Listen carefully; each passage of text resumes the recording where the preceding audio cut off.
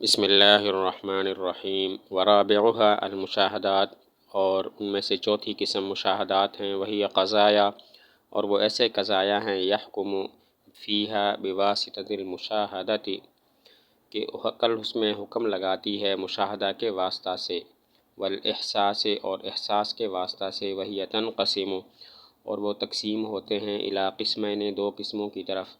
الاول پہلی قسم وہ ہے ما شوہدہ جس کا مشاہدہ کیا جائے باحدی الحواس الظاہرۃ ظاہری حواس میں سے کسی ایک کے ساتھ، وہی خمس اور وہ پانچ ہیں، الباصرۃ دیکھنے والی، والسامعۃ سننے والی،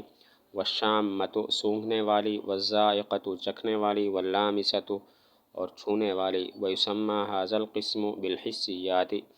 اور نام رکھا جاتا ہے اس قسم کا حسیات۔ والثانی اور دوسری قسم ما ادرک بالمدرکات کہ جس کا ادراک کیا جائے ادراک کرنے والی چیزوں کے ساتھ، من الحواس الباطنۃ یعنی حواس باطنہ، التی ہی ایضا خمس وہ بھی پانچ ہیں، جو کہ وہ بھی پانچ ہیں، الحس المشترک حس مشترک، المدرک للصور جس کو ادراک کرنے والی ہے صورتوں کا، والخیال اور خیال، التی ہی خزانۃ لہ کہ صورتیں جس کا خزانہ ہیں، والوہم اور وہم، المدرک جو ادراک کرنے والا ہے، للمعانی الشخصیۃ والجزئیۃ معنی شخصیہ اور معنی جزئیہ کا، والحافظۃ اور حافظہ، التی ہی خزانۃ جو کہ خزانہ ہے، للمعانی الجزئیۃ معنی جزئیہ کا، والمتصرفۃ اور متصرفہ، التی تتصرف فی الصور والمعانی جو تصرف کرتے ہیں صورتوں اور معانی میں، بالتحلیل والترکیب تحلیل اور ترکیب کے ساتھ، ویسمى ھذا القسم اور اس قسم کا نام رکھا جاتا ہے بالوجدانیات وجدانیات کے ساتھ، ومدرکات العقل الصرف اور عقل محض کے ذریعے ادراک کرنے والی ادراک کی ہوئی چیزیں، عن الکلیات یعنی کلیات، غیر مندرج فی ھذا القسم وہ داخل نہیں ہے اس قسم میں۔ مثال القسم الثانی دوسری قسم کی مثال، کما حکمنا جیسا کہ ہم حکم لگاتے ہیں، بأن لنا جوعا وعطشا کہ ہمیں بھوک ہے اور پیاس ہے۔ چوتھی قسم مشاہدات ہے۔ مشاہدات وہ قضایا ہوتے ہیں جن میں عقل مشاہدہ اور احساس کے واسطہ سے حکم لگاتی ہے۔ مشاہدات وہ قضایا ہیں کہ جن میں عقل مشاہدہ اور احساس کے ذریعے احساس کے واسطہ سے حکم لگاتی ہے۔ اس مشاہدات کی بھی دو قسمیں ہیں، پہلی قسم کو حسیات اور دوسری قسم کو وجدانیات کہتے ہیں۔ حسیات کی تعریف یہ ہے کہ جس کا مشاہدہ حواس خمسہ ظاہرہ پانچ حصے ظاہری پانچ حواس ظاہرہ میں سے کسی ایک کے ذریعے کیا جائے۔ وہ پانچ حواس ظاہرہ یہ ہیں، الباصرہ، السامعہ، الشامہ، الذائقہ، اللامسہ۔ مشاہدات کی دو قسمیں ہیں، نمبر ایک حسیات، نمبر دو وجدانیات۔ حسیات کی تعریف یہ ہے کہ جن کا مشاہدہ حواس خمسہ ظاہرہ میں سے کسی ایک کے ذریعے کیا جائے، اور وہ حواس خمسہ ظاہرہ یہ ہیں، الباصرہ یعنی دیکھنے والی، السامعہ سننے والی، الشامہ سونگھنے والی، الذائقہ چکھنے والی، اور اللامسہ چھونے والی۔ دوسری قسم وجدانیات کی تعریف یہ ہے کہ جن کا ادراک حواس باطنہ میں سے کسی ایک کے ذریعے کیا جائے۔ حواس باطنہ بھی پانچ ہیں۔ وجدانیات وہ ہیں کہ جن کا ادراک حواس باطنہ میں سے کسی ایک کے ذریعے کیا جائے، حواس باطنہ بھی پانچ ہیں۔ پہلی قسم ہے حس مشترک، یہ صورتوں کا ادراک کرتی ہے۔ نمبر دو خیال کہ صورتیں جس کا خزانہ ہوا کرتی ہیں، اور وہم نمبر تین وہم کی تعریف یہ ہے کہ جو معنی شخصیہ اور معنی جزئیہ کا ادراک کرتا ہے، اور اگلی قسم حافظہ جو ہے وہ معنی جزئیہ کا خزانہ ہوا کرتا ہے، اور پانچویں قسم متصرفہ ہے۔ متصرفہ وہ ہے کہ جو صورتوں اور معنی میں تحلیل و ترکیب کے ساتھ تصرف کرتی ہے، ان کو جوڑنا، ان کو آپس میں تحلیل کرنا، ایک دوسرے سے جدا کرنا۔ تو قوت متصرفہ وہ ہوتی ہے جو صورتوں اور معانی میں تحلیل و ترکیب کے ساتھ تصرف کرتی ہے، اس قسم کو وجدانیات کہتے ہیں۔ اور آگے ایک فائدہ بیان کیا کہ وہ چیزیں جن کا ادراک عقل محض کے ذریعے ہوتا ہے یعنی کلیات، وہ اس قسم میں داخل نہیں ہیں۔ ایک فائدہ بیان کیا کہ وہ چیزیں جن کا ادراک عقل محض کے ساتھ ہوتا ہے یعنی کہ کلیات، انسان، حیوان، وہ چیزیں اس قسم کے اندر داخل نہیں ہیں۔ وجدانیات کی مثال یہ بتائی کہ ہم یہ حکم لگاتے ہیں کہ ہمیں بھوک ہے، ہمیں پیاس ہے، تو اب اس کا ادراک حص باطنی کے ذریعے، وجدان کے ذریعے ہوتا ہے، حص ظاہری کے ذریعے اس کا ادراک نہیں ہوتا۔ وخامسہا، اور ان میں سے پانچویں قسم تجربیات ہیں، وہی قضایا، اور وہ ایسے قضایا ہیں یحکم العقل بہا جن میں عقل حکم لگائے، جن کا عقل حکم لگائے بواسطۃ تکرار المشاہدتی، مشاہدہ کے بار بار ہونے کے واسطہ کے ساتھ، وعدم التخلف، اور پیچھے نہ ہونے کے ساتھ، حکماً کلیاً، حکم کلی کے طور پر، کل حکم، جیسا کہ یہ حکم لگانا بأن شرب السقموینہ، کہ سقموینہ کا پینا مسہل للصفراء، دور کرنے والا ہے صفرا بیماری کو۔ پانچویں قسم تجربیات ہیں۔ تجربیات وہ قضایا ہوتے ہیں جن میں عقل اس طرح سے حکم لگائے کہ بار بار مشاہدہ ہو اور کبھی بھی حکم پیچھے نہ ہٹے، کبھی بھی ایسا واقعہ نہ ہوا ہو کہ جس میں حکم نہ ہو۔ تو اس بات کا اگر عقل حکم کلی لگاتی ہے تو اس کو تجربیات کہتے ہیں، یعنی بار بار کے تجربے سے جو چیز حاصل ہو اور ہر دفعہ وہ حکم حاصل ہو چکا ہو۔ تجربیات وہ قضایا ہیں کہ عقل جن کا بارے میں یقین کا حکم اس طرح لگائے کہ بار بار مشاہدہ ہو اور کبھی بھی ایسا نہ ہوا ہو کہ عدم تخلف ہوا ہو، یعنی وہ حکم واقع نہ ہوا ہو، کبھی بھی ایسا نہ ہوا ہو۔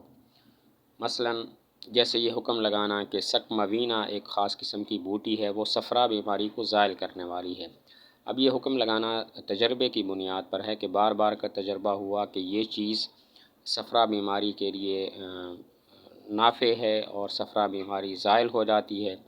تو اس کو تجربیات کہتے ہیں۔ وسادسہا، اور ان میں سے چھٹی قسم متواترات ہیں، وہی قضایا، اور وہ ایسے قضایا ہیں یحکم بہا کہ عقل ان میں حکم لگائے بواسطۃ اخبار جماعت، ایسی جماعت کی خبر دینے کے واسطہ سے یستحیل العقل تواطؤہم علی الکذب، کہ محال سمجھے عقل ان کے جھوٹ پر جمع ہونے کو۔ چھٹی قسم متواترات ہیں۔ متواترات کی تعریف ایسے قضایا کہ جن میں عقل یقین کا حکم اس طرح لگاتی ہے کہ ایسی جماعت خبر دیتی ہے جس جماعت کا جھوٹ پر جمع ہونا محال ہوتا ہے۔ متواترات وہ قضایا ہیں جن میں عقل یقینی ہونے کا حکم، یقین کا حکم ایسی جماعت کی خبر دینے کے واسطہ سے لگائے کہ جس جماعت کا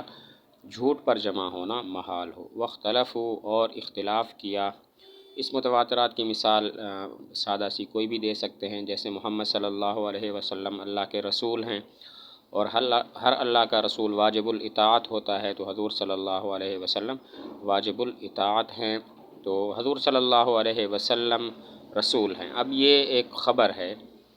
اور ایسی جماعت نے دی ہے کہ جن کا جھوٹ پر جمع ہونا ناممکن ہے۔ یا کوئی اور مثال، مکہ موجود ہے، مدینہ موجود ہے، بصرہ، بغداد موجود ہے، تو ایسی جماعت کی خبر دینے سے ہمیں یہ بات معلوم ہوئی ہے کہ ان تمام کا جھوٹ پر جمع ہونا محال ہے۔ واختلفوا، اور اختلاف کیا انہوں نے فی اقل عدد هذه الجماعت، اس جماعت کے کم ترین عدد کے بارے میں۔ قیل، بعض نے کہا، ان اقلہ اربعۃ، کہ اس کی کم سے کم تعداد 4 ہیں، وقیل، اور بعض نے کہا عشرۃ، 10 ہے، وقیل اربعون، اور بعض نے کہا 40 ہے۔ والاشبہ، اور زیادہ اچھی صحیح بات یہ ہے ان ھذا العدد، کہ یہ عدد یختلف، مختلف ہوتا ہے، باختلاف حال الذین اخبروہ، ان لوگوں کے حال کے اختلاف کے ساتھ کہ جنہوں نے اس کی خبر دی ہے، واختلاف الواقعۃ، اور واقعہ کے اختلاف کے ساتھ۔ فلا یتعین عدد، تو کوئی عدد متعین نہیں ہے۔ والضابطۃ، اور ضابطہ یہ ہے ان یبلغ الی حد، کہ وہ پہنچے ایسی حد تک یفید الیقین، جو فائدہ دے یقین کا۔ فہذہ الستۃ، پس یہ 6 قسمیں، ہی مبادئ البراہین، وہ دلائل کے مبادی ہیں، ومقاطع الدلیل، اور دلیل کے یقینی ہیں، یقینیات میں سے ہیں، ومنتہی الیقین، اور یقین کی انتہا ہیں۔ ایک فائدہ بیان کیا کہ وہ جماعت کتنی ہونی چاہیے، ان لوگوں کی تعداد کتنی ہونی چاہیے کہ جن کا جھوٹ پر جمع ہونا محال ہوتا ہے۔ تو اس میں چند قول ہیں، بعض کہتے ہیں کم از کم 4 ہوں، بعض کہتے ہیں 10 ہوں، اور بعض کہتے ہیں 40 ہوں، لیکن مصنف کہتے ہیں کہ یہ عدد کوئی متعین نہیں ہے، یہ عدد ان لوگوں کے خبر دینے کی حالت کے لحاظ سے مختلف ہوتا رہتا ہے، اسی طرح واقعہ کے اختلاف کے ساتھ بھی یہ عدد مختلف ہوتا رہتا ہے، تو کوئی عدد متعین نہیں ہے۔ اس بات پہ اختلاف ہے کہ اس جماعت کی تعداد کتنی ہونی چاہیے کہ جن کا جھوٹ پر جمع ہونا محال ہے، تو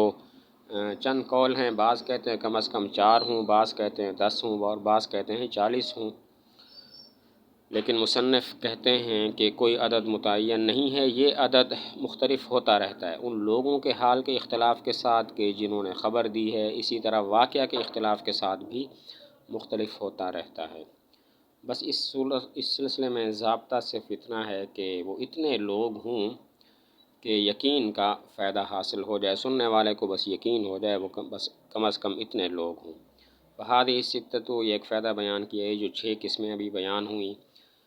تو یہ 6 قسمیں سب کے سب ایسی ہیں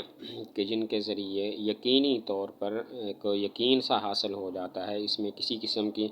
شک و شبے کی گنجائش باقی نہیں رہتی۔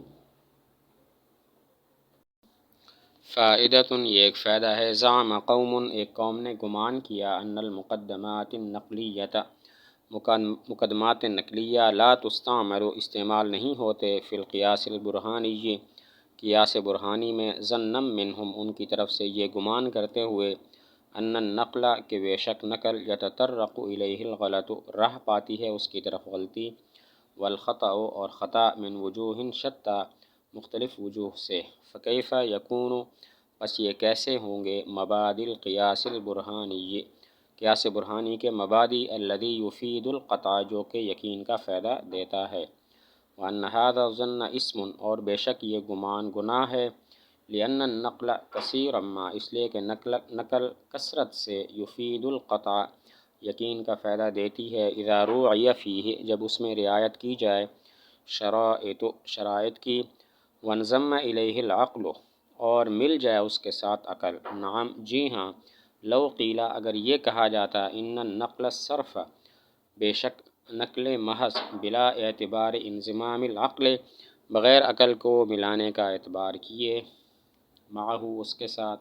لا یعتبر، معتبر نہیں، ولا یفید، اور فائدہ نہیں دیتی، لکان لہ وجہ، تو اس کی کوئی وجہ ہوتی۔